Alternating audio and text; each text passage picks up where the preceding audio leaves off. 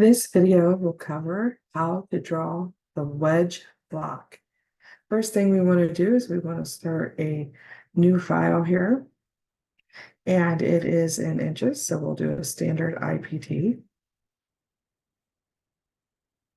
When we look at this item here, this is one that's going to be a little bit easier to build once we've drawn a full block or prism, and then we'll do a cutout for the slot here.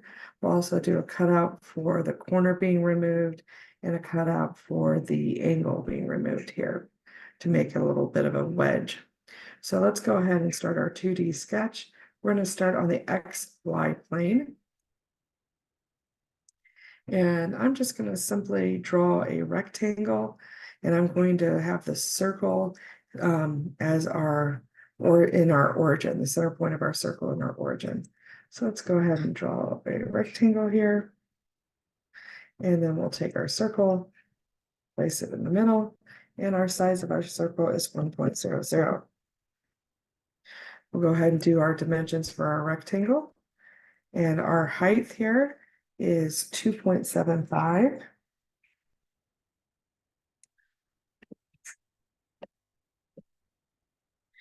And our length of our block overall looks like 6 inches here. We'll zoom out just a little bit. So we want this centered appropriately. So if we take a look at our object over here, the center of the hole is 1.75 from the horizontal line and 1.5 from the vertical line. So we'll go ahead and select our circle here. And this is 1.25. Let's double check. Yep. And then from our vertical line, we are at 1.5.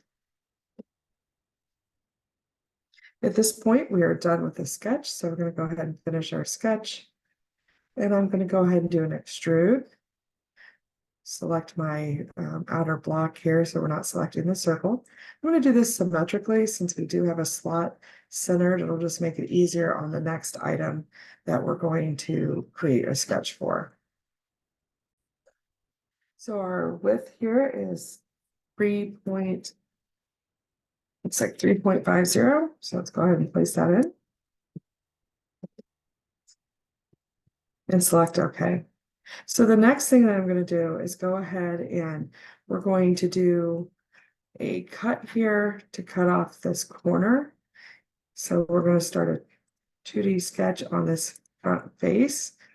And all we're going to do is create a cut from this line to this line.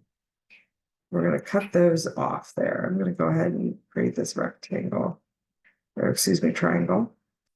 Okay, and then put our dimensions. And from our corner to our corner is a measurement of 4. And from our corner to our corner here is a measurement of 1.75. Once that's completed, we're going to go ahead and finish our sketch.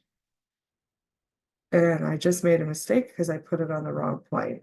So how do we correct our mistake versus going through and starting over? We can just go ahead and select our sketch, right click, and we can delete. And then we can start our sketch on the correct plane, which is going to be this plane here.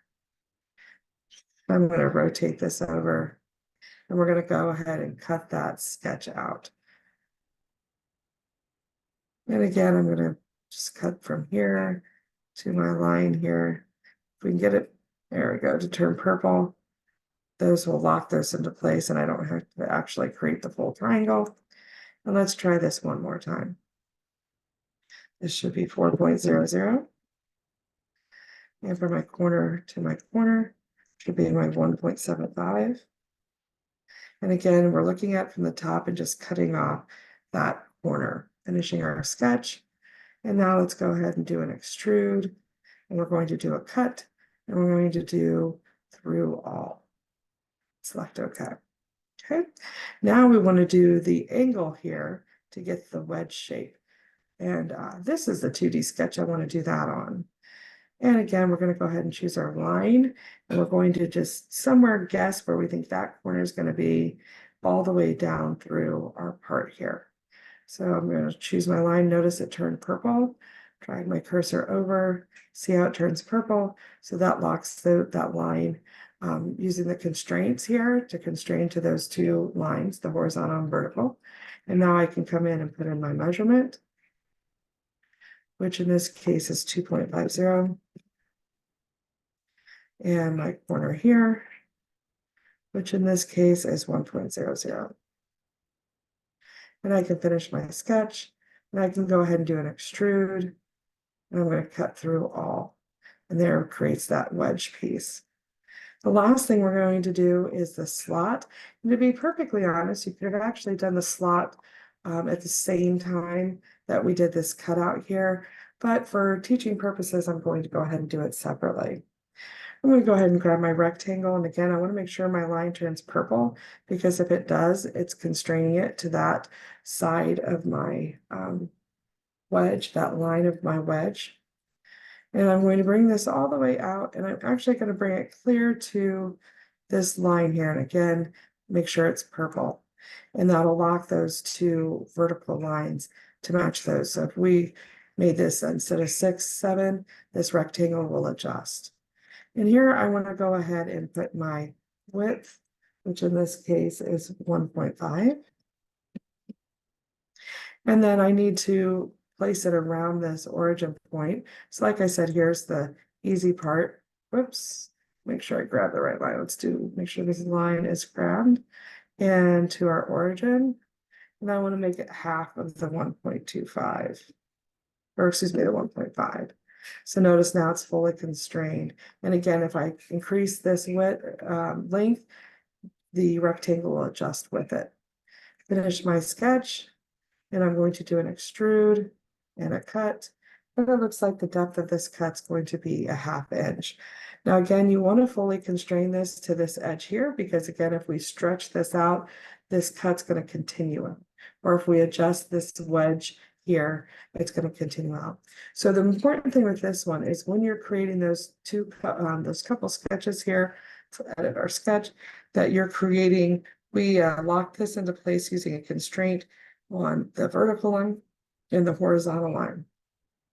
And you want to keep that in mind when you're creating your parts, that some things, if you actually utilize the part to place your feature on, it'll adjust for you and you don't have to make extra edits. And this concludes the video for the wedge block.